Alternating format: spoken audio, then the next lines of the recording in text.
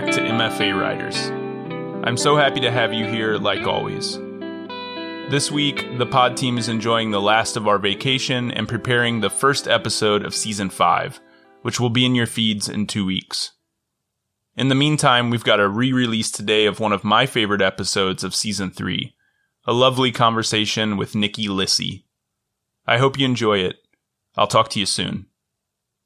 You can find MFA Writers on Instagram and Twitter, as well as mfawriters.com. We love to hear from listeners, so feel free to shoot us a direct message on one of those platforms, or an email at mfawriterspodcast@gmail.com. And if you have a minute to rate or review the show, the best place to do that is on Apple Podcasts. Doing so will help boost our podcast as we try to boost these amazing writers. Also, if you or someone you know would like to be a guest on the show, you can apply at mfawriters.com. On that same website, you can also click the support button to support us financially, if it's within your means. Or you can do so by going directly to buymeacoffee.com/mfawriters.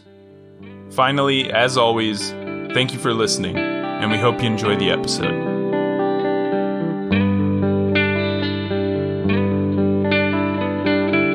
Welcome to MFA Writers, the podcast where we talk to creative writing MFA students about their program, their process, and a piece they're working on. I'm your host, Jared McCormack. Today I'm with Nikki Lyssy. Nikki is a third-year MFA candidate at the University of South Florida, where she writes fiction and nonfiction.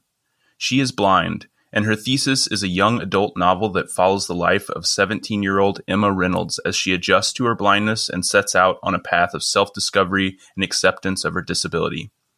Today, Nikki is going to read a short essay she wrote titled, "This is What Real Freedom Is."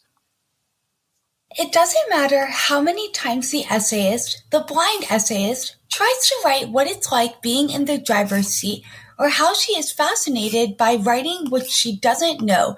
She imagines drivers place their noses to the dashboard while driving on long roads as straight and shapeless as braille, and it won't matter how many times she crafts sighted personas to fulfill that sensation, because she is absolutely bound to get it wrong before she gets it right, for the blind essayist has never done this thing. And it won't matter that she's written enumerated and segmented and triptych essays set in cars in which the essayist was an eager passenger. Being a passenger means her mind can run wild in ways it is not allowed to when the essayist is walking, because when she is walking, she must be fully present and concentrating on the sounds around her, the sidewalk in front of her, the sun's position on her face, the texture of the cracks in the concrete. But in a car, none of this matters, and the essayist often pretends to gaze out the window at sprawling fields of flowers, even though, for all she knows, it could just be an open road. And it won't matter that on her 16th birthday, the essayist was full of joy, but the one truth the essayist held on to was, "I want to drive, I want to drive, I want to just drive." And 6 years later, on a balmy April night in the parking lot of On the Border, her stomach full of tacos and sweet tea and so many butterflies fluttering around with the spring air blowing. On this night, the essayist's best family friends hands her the keys and she joyously jingles them around, recalling when she was a small child and often shook her mom's keys in this fashion as she would shout, "Who wants to go to the store with me?" Just like her parents, her sighted parents, always did. And now the essayist plunges the key into the ignition, her left hand vibrating with the buzz of the engine as it rumbles to life, and the essayist shouts with glee, and it's the most powerful feeling in the world as that just-released Carrie Underwood song burbles through the speakers, and the essayist will inevitably try to hit those insanely high notes, and then her family friend takes the wheel because it wouldn't have ended well for anyone if the blind essayist drove any further.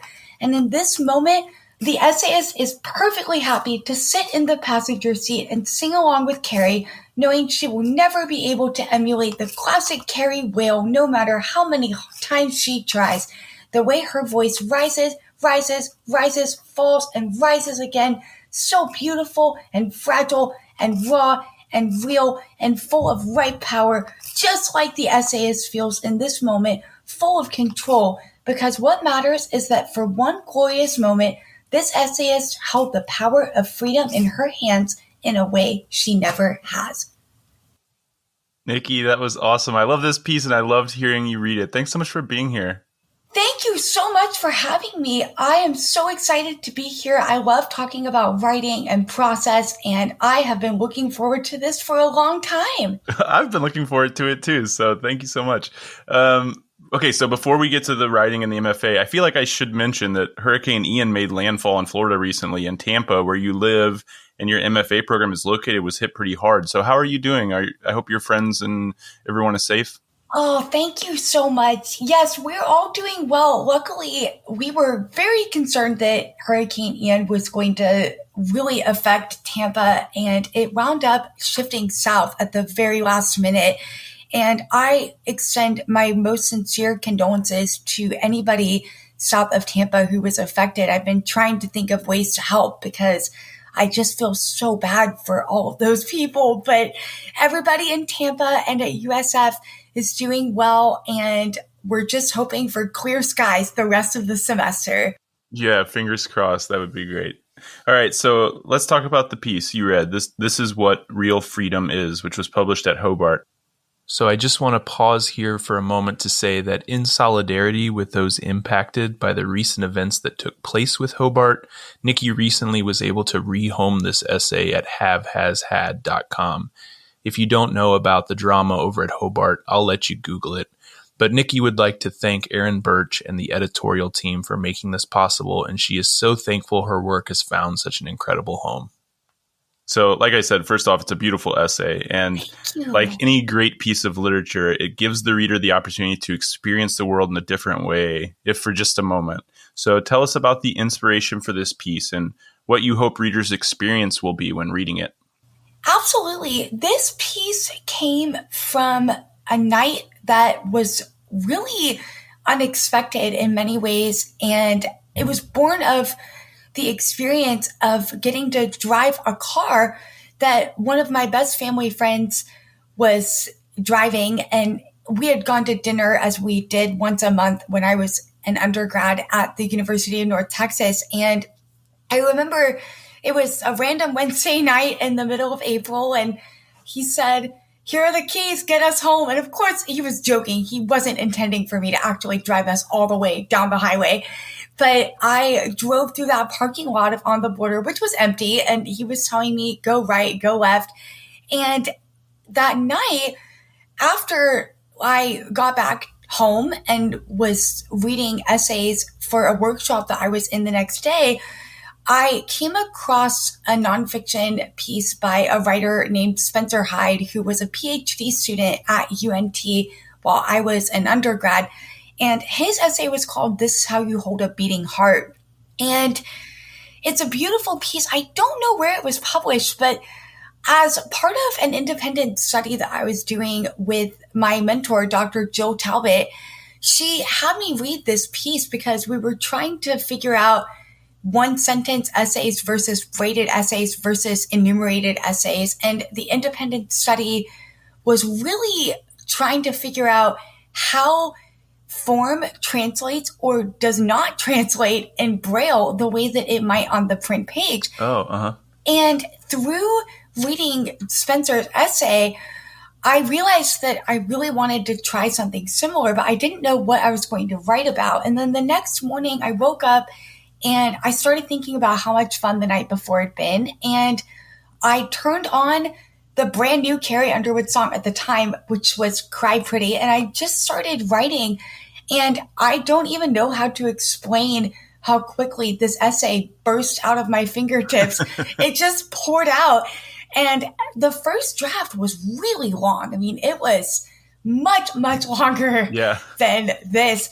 But it was still one sentence. And I said, oh my gosh. And then I sent it to Spencer because as part of our independent study, I was working with a couple of the PhD students on form, as well as with Dr. Talbot, and just getting a lot of different perspectives. And he said, "This is great. Let's talk about maybe getting this ready for publication." And between him and Kim Garza, who just released a novel, and Dr. Talbot and Clint Peters, I was able to really work on this piece for a month, I would say. And then at the end of the spring semester, Dr. Talbot and I sent it to 4 journals, and Hobart said yes. And I'm still thankful to this day because it's been such a great experience. And that was really my introduction into creative nonfiction. And I dabble in both genres now, in fiction and nonfiction, but that was really how I got started in the nonfiction world and in the writing world in general. It was my first publication, and it will forever be one of my favorite essays. Yeah, when I read it the first time, the form was one of the things that really jumped out to me, because the essay is a little over 500 words, but it's like all one sentence, which I think really kind of captures that feeling of energy that you're describing. But were there difficulties in revising and editing a piece that was all one sentence? Like, what made you choose to do this, and what made you choose to stick with it during the revision process?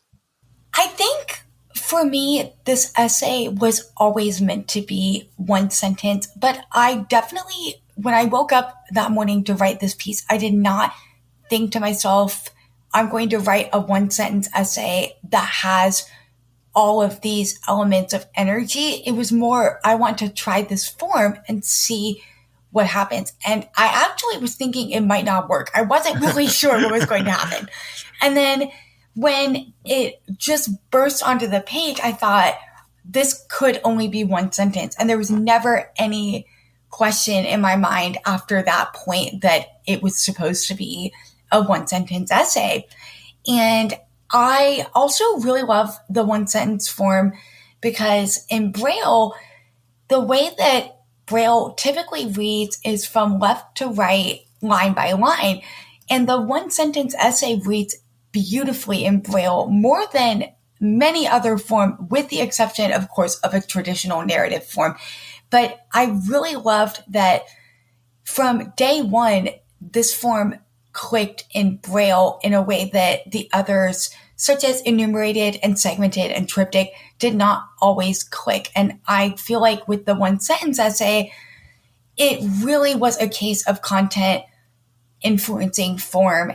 And it doesn't always work, and I think that's the thing that is interesting. With this essay, there was absolutely some difficulty in revising because my first draft and my second draft and even my third draft were just out of control, just so many words and em dashes. And it just was interesting to see how the longer it got, the less control I had over the language. Oh, yeah.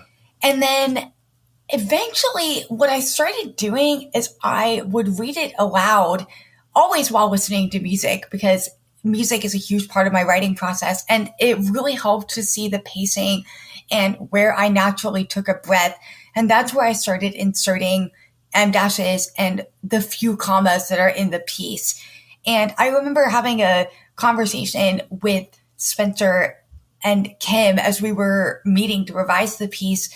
And we were talking about, if I add a semicolon, is it still one sentence? And I think ultimately we decided that it was not. So I decided not to add the semicolon in the end. So just really at the end, it was thinking about those really, really small details to make sure that it could still retain its form, but also be legible and readable to somebody who doesn't know what a one sentence essay is and what that form is supposed to do. Yeah. It's a difficult form, I think, because I do read them sometimes and I maybe will stumble in the middle or feel the one sentence form, like as a reader, I don't want to feel the one sentence form. I just want it to feel natural, right? I think you accomplished that in this. There was never a moment where I stumbled and noticed it until the end. I was like, oh, wow, that was all one sentence. It's a challenge reading it aloud, too, in terms of your breath control and the way that you speak these phrases. It's definitely a form. It's a lung workout in some ways. It's like if a singer is trying to hit a really high note, it feels like this essay is me hitting high notes until the very end. But it's so fun and it's so rewarding. And I just hope that readers take away the freedom of not just this specific experience, but also what it's like living in a world blind and getting to do something that I think a lot of people might take for granted, which is, the act of being able to just get in a car and drive anywhere you want to go. I certainly am able to get anywhere I want to go, but I couldn't ever decide to take a spontaneous road trip without some serious planning because I don't have the ability to just jump in a car and go. So I really hope that readers will be thankful, for experiences that they have, and will also realize that it's really a unique experience and a wonderful experience when a blind person, such as myself, gets to experience a fully realized dream. Well, one of the really interesting things that this piece explores, I think, is what writers are supposed to write about. So we often hear as writers that we should write what we know. But in this essay, you seem to push back on that. When you write, it doesn't matter how many times the essayist, the blind essayist, tries to write what it's like being in the driver's seat, or how she is fascinated about writing what she doesn't know, because she is absolutely bound to get it wrong before she gets it right. For the blind essayist has never done this thing. So I'm curious to hear your opinion. Do you think that idea of writing what you know is a bit reductive? I think it's interesting to think about this now because I would have answered this question differently even 2 years ago. I think in some ways, writing what you know can be extremely useful. With my novel, the first draft was set in California, which is where I was born and spent the first 8 years of my life. But I realized that if I changed the setting to Texas, I could do so much more with that setting because I spent most of my formative years in Austin, Texas. And so placing the setting somewhere where I am super familiar was really helpful. But I also think that if we only write what we know, we're missing out on opportunities. One of my professors, Jake Wolf, talks about this a lot with using research to bring forth a more fully realized world, specifically in fiction. But I think it applies just as much to nonfiction. For example, I've never driven. So anytime I'm writing characters that drive, there's a lot of conversations that go into that and a lot of research that goes into that type of work. And so I think that there are things that I want to know. And I think the work of the essay is to write into what we don't know and to constantly be questioning those things and to try to circle it back to what we do know and to try to find the place where those things meet in the middle.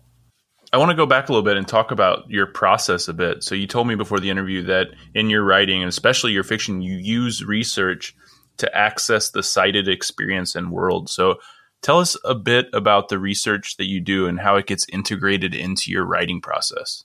Absolutely. So I think my first and oldest form of research is through reading books in the genre that I'm writing in. So when I was growing up, my parents would read to us every single night. And I have an identical twin and she's also blind. So that's why I say us when I'm talking about this.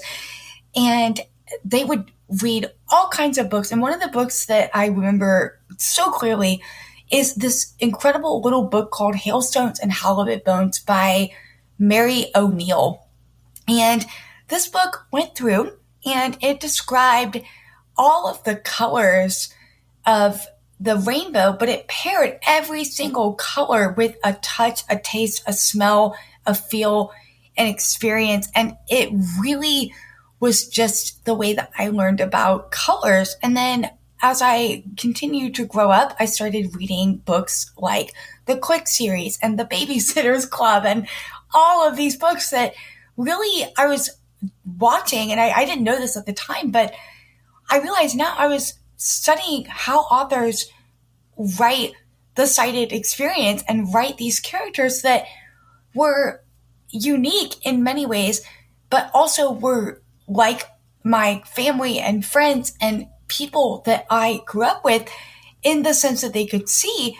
And so when I really started writing, I found myself emulating what these writers were doing in terms of imagery and character description and the ways that they were relying on imagery to really bring forth a more fully realized setting and world. That was my first form, I think, of research, even though I had no idea that that's what I was doing. And so when I started writing creatively myself and I wanted to try new things, I leaned really heavily on imagery and on also conversations I'd have with my family and my friends about what do people see and what does this look like and what does that look like, and just really asking a lot of questions to try to experience what my character might experience. And now I still do this for sure, but I have begun to really dig much deeper into internet research, specifically when I'm writing about driving. In my novel, one of the most important scenes is a car accident. And thankfully, that's not something that I've ever experienced or seen, but I know that it's something that I needed to make 100% sure that I got right. And I Googled a lot of what that was going to look like and how a person could lose their sight in a car accident and the ways that that could happen, which was not fun research to do by any means. It was actually really difficult to learn about the terrible things that could happen to you in a car.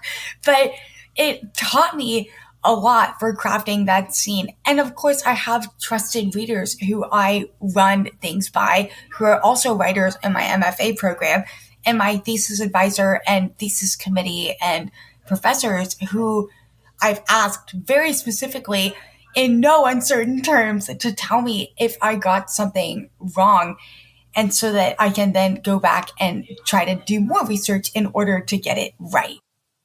So let's talk about your thesis a little bit. While the story itself is fictional, it seems to pull from your own lived experience.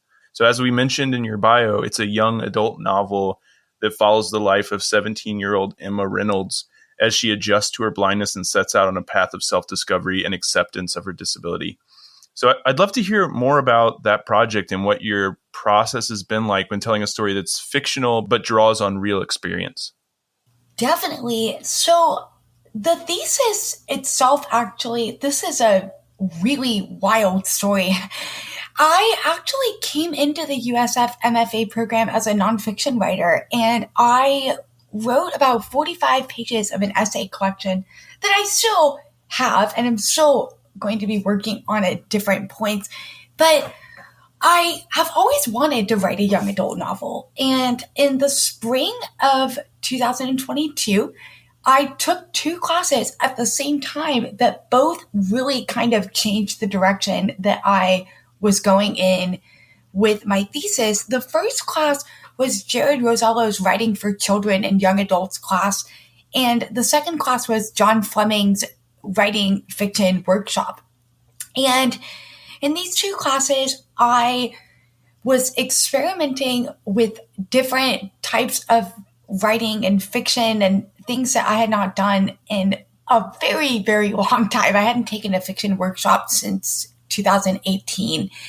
And it started as a short story, and I didn't really intend to write a blind character actually in my fiction. That was something that I had actually tried not to do for a very long time, because I always thought that writing fiction was my chance to experience the sighted world, and writing nonfiction was my chance to let people know what my life is like as a blind person.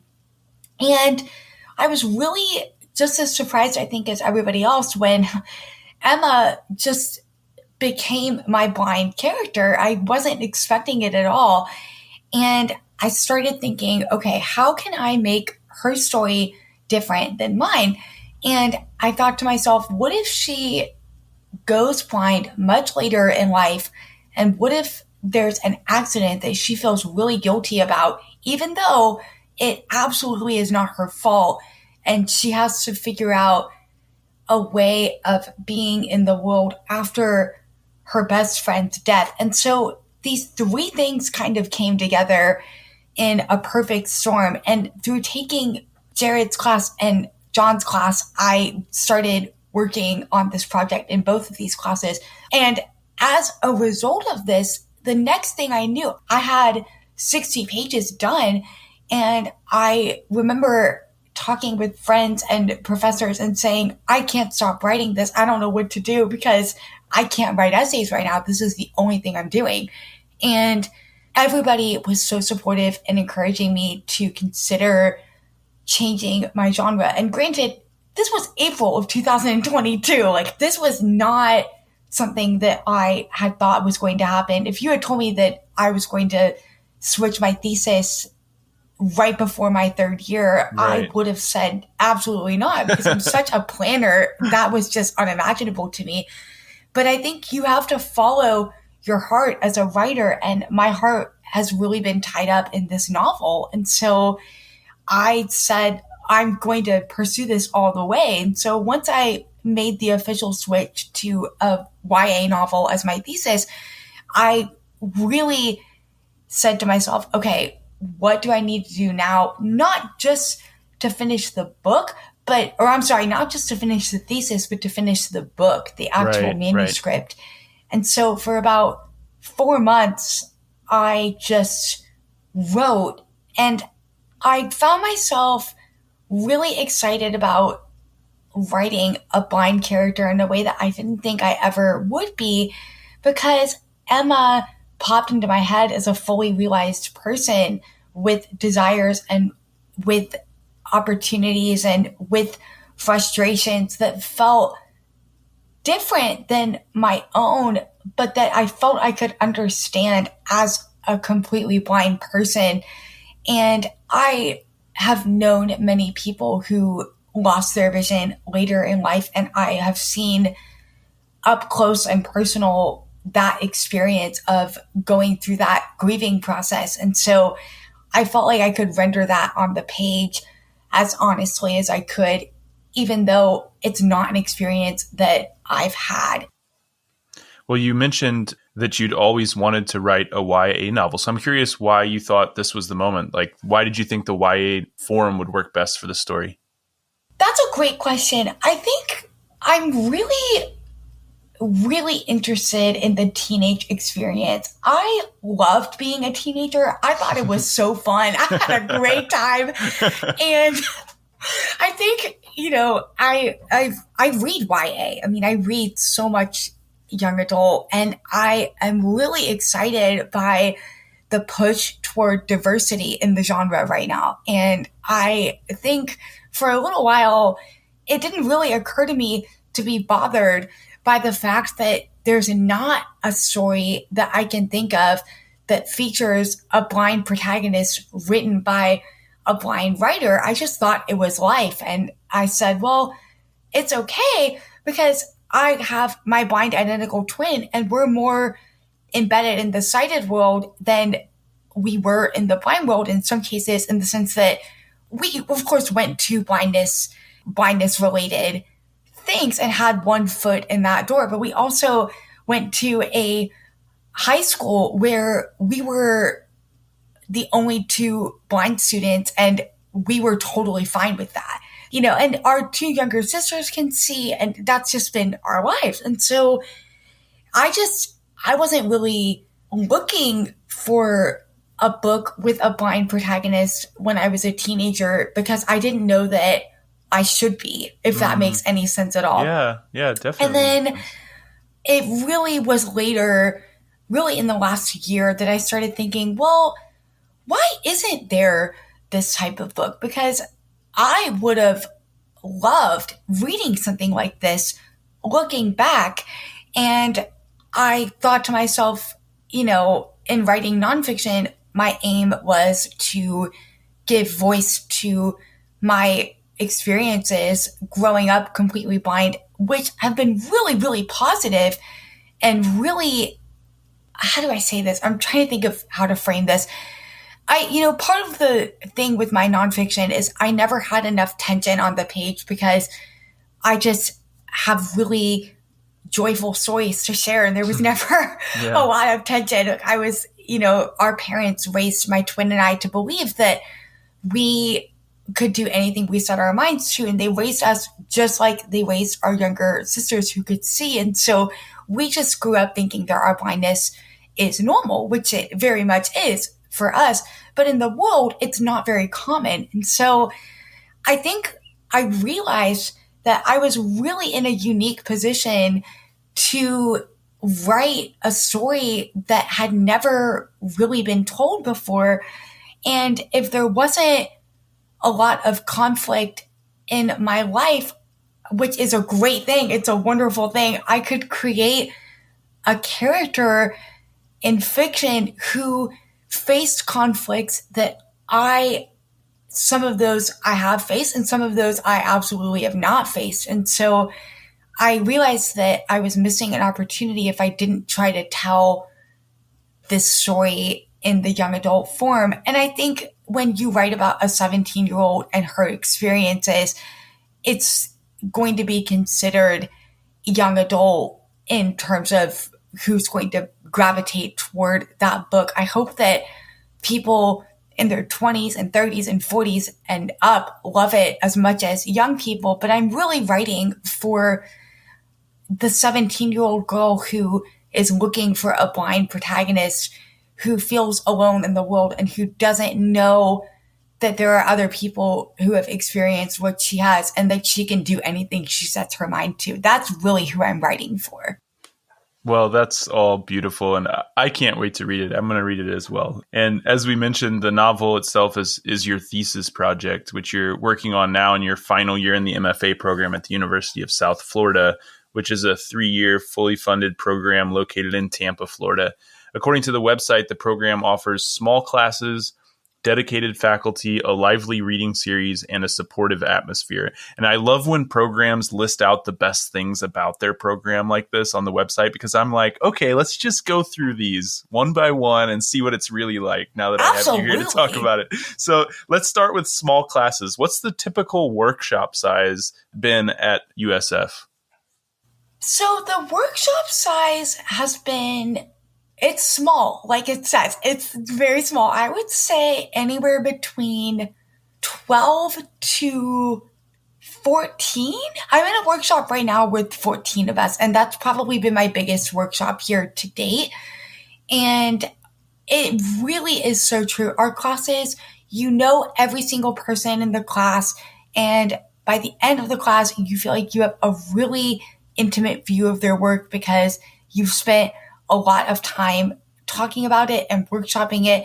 And the classes are really incredible in that way because everybody gets a lot of individualized attention from the faculty and everybody's needs are met by the end of the class. And that's definitely been one incredible thing about this program, is that I never felt like I was fighting for space or time with other people. I always felt like no matter what the class or the workshop was, I was getting what I needed from it.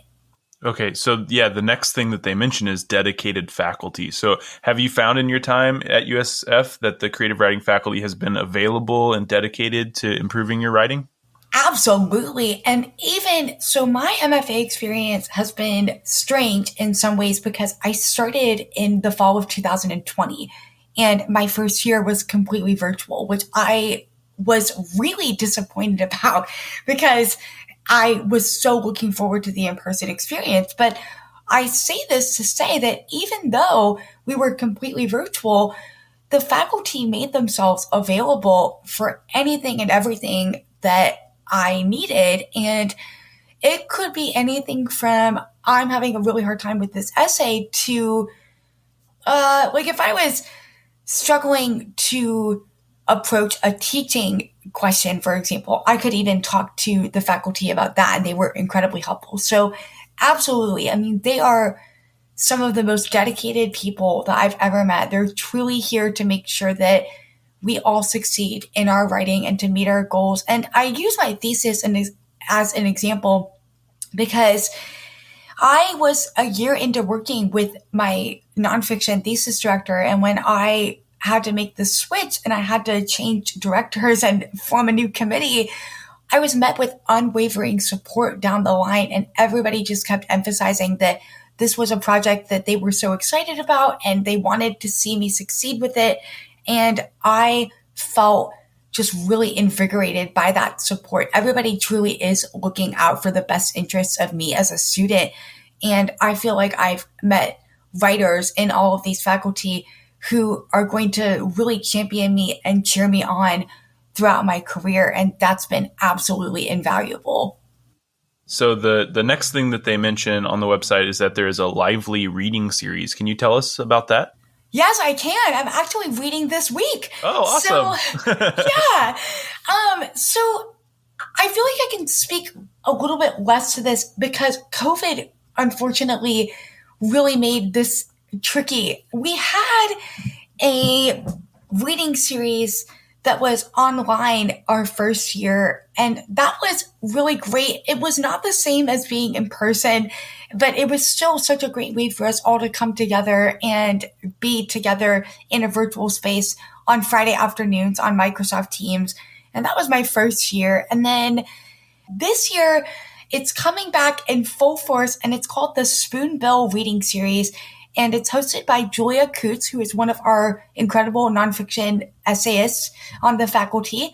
And 4 or 5 readers will read at a time. And I feel like if you asked me this next week, I'd be able to speak much more to it because I will have done it. But it's going to be great. And we do this about once a month. So I'm really looking forward to it.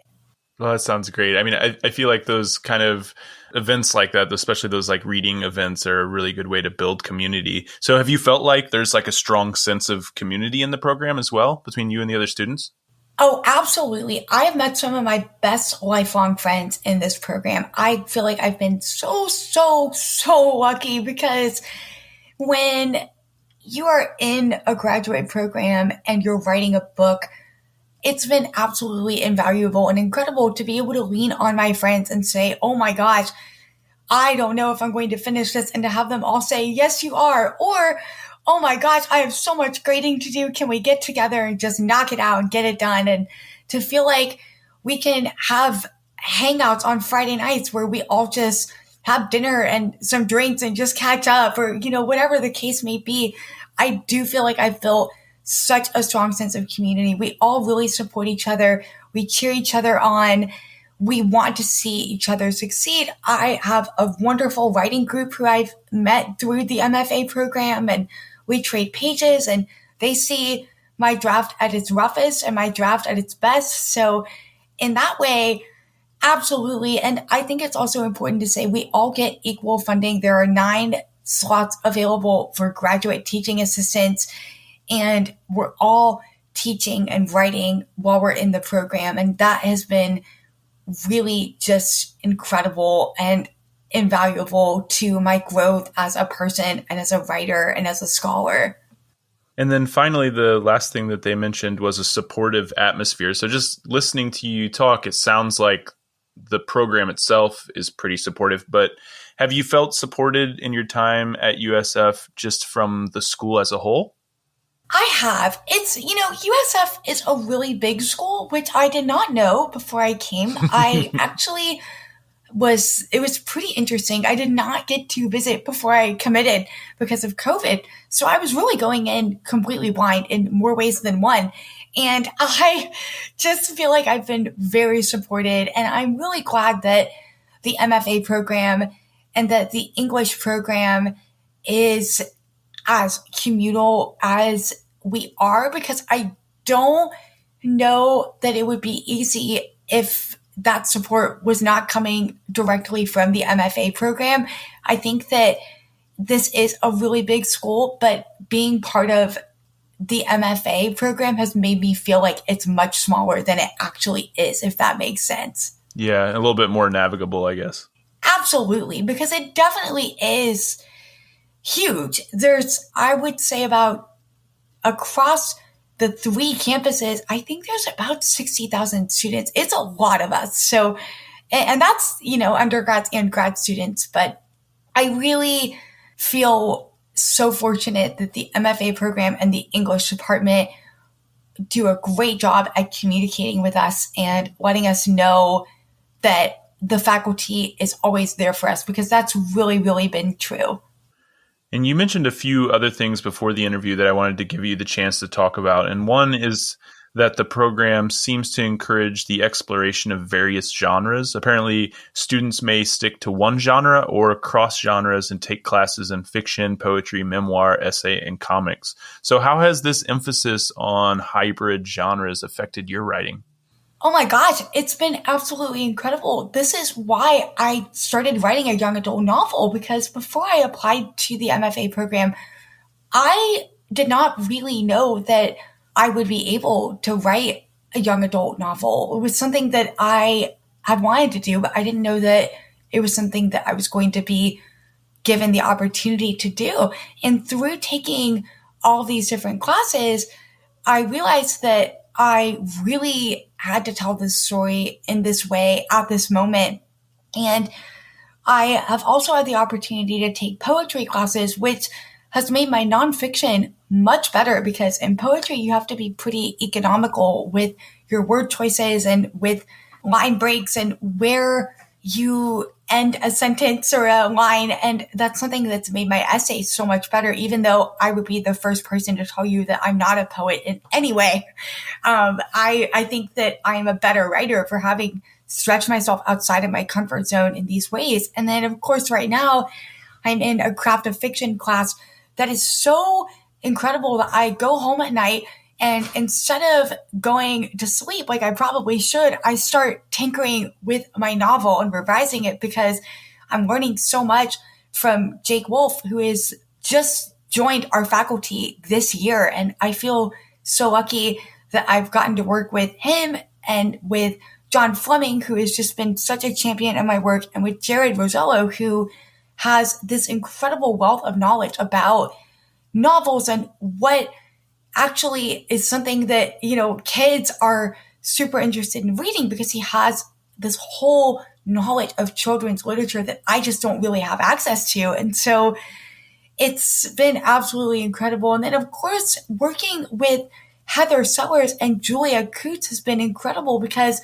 Dr. Sellers is incredible at teaching us about all the concepts that you need to tell a really, really compelling story that is more leaning into traditional memoir. And Julia is a essayist and a poet, and so she's thinking about language in different ways as well. And so it's just been, I feel like through working with every single person on this faculty, I have learned so much about who I am as a writer. I think, taking Natalie Sanders-Zapico's political poetry class just taught me a lot about writing things that maybe I didn't think I could say or write, and thinking about how we use language to make change and to speak to social justice and to really tap into a different experience in a different world. And so I think through having the opportunity to take this huge variety of classes with these experts in the field, I have just come to realize that it's through stretching myself out of my comfort zone that I have become the writer that I currently am. Yeah, my program was an interdisciplinary creative writing program as well. So even though I'm a fiction writer, I got to take classes in nonfiction and poetry, and there's also options for screenwriting and playwriting. And it was always interesting to take those classes and just see the ways that it affected my fiction in ways that I didn't expect going into it. Absolutely. I think it really does. And I think, I would not have written Emma and all of her family and friends if I had not taken Jared's class and John's class at the same time, and had not been at the same time kind of trying to write about my life as a blind person. Those three things came together to just create a perfect storm in which I really said, let's go all the way with this and see what happens. And I have to shout out my family too, because they are just incredible and supportive, and really from day one. And when I said, I think I'm going to write a young adult novel instead of an essay collection, they were like, that's great. We can't wait to read it. And have been my champions since day one. So I feel so fortunate to have the support that I've had. You also told me that the program takes teacher training very seriously, and they're one of the few programs in the country to offer training in creative writing pedagogy. So what classes have you taught in your time in the program, and how important was this teacher training for you? Oh my gosh. So the creative writing pedagogy practicum was absolutely influential in my development as a teacher. I had the opportunity to teach narration and description, which is basically our intro to creative nonfiction and fiction and poetry. And through the creative writing pedagogy practicum, I got to design a dream course that I've always wanted to teach while also figuring out what I was going to teach the next semester, which ended up being Intro to Creative Writing or Narration and Description. And I came out of that class with a teaching portfolio and with a diversity statement and a syllabus and a pedagogy statement and all the things that you need to apply for a professor job, essentially. Whenever the novel gets published, that'll be the final piece of that puzzle. So I say all of that to say that the creative writing pedagogy practicum was incredibly helpful and instrumental in this process, because when I started, I had absolutely no idea how to build a teaching portfolio for a college classroom. And now I know how to design a course and goals and objectives and outcomes for students. And I know how to create assignments that measure outcomes so that students know exactly what they're being asked to do. None of this would be possible without Heather Sellers and her dedication and her time and her wisdom in teaching us all these different things in that practicum. I don't know what I'm teaching yet in the spring, but I also have taught many composition classes in my time at USF, and we really are lucky in the sense that we have a practicum for those as well. And so USF really trains its grad students to teach and to be pretty conscientious teachers, which I think is super important for our students. But in terms of the creative writing department, the pedagogy practicum has been instrumental in my development. Well, before we go, I want to ask you the same thing I've been asking other guests this season, which is, what is one way in which the MFA experience has been different, for better or for worse, from your expectations when applying? I think for me, I'll answer this in two different ways. The most obvious thing that is coming to my mind at this moment is that my first year was completely virtual, and that was a very different experience than I was expecting, because of course we never ever could have known that COVID-19 would upend the world for a year, essentially. And then even though we were virtual for a year, I still felt so fortunate to be in community with these writers and these faculty, because they just made it as wonderful as they possibly could, even though the circumstances were really, really challenging. I would also say that I feel like it's been different in the sense that it's solidified not only that I can write a full book, but that I have many more in me. And I think that that's really comforting, because when I first started, I was a little nervous about, oh my gosh, I have this one idea for an essay collection, and then what happens after that? What am I going to do? And now I have at least two more things that I am really looking forward to pursuing. And it's also just solidified for me how much I love teaching, and the fact that I want my life's work to be as a creative writing professor. And that's the career that I believe that I'm meant to have. And I am going to do everything in my power to further my students' lives and opportunities, as I've been fortunate to have done for me. Well, Nikki, it's been an absolute joy talking to you. Thank you so much for stopping by. Thank you so much for having me. I have been this has been absolutely incredible. And I've been so excited to get to talk to y'all and to just get to sing the praises of the USF MFA. And I just want to say to anybody out there that is listening, nobody makes it alone as a writer. And one of the best things that you can do is to find a community of people that will lift you up and cheer you on. And an MFA program, if you have the time and the financial means and the resources to do it, it's been the highlight of my life. Thank you so much, Nikki.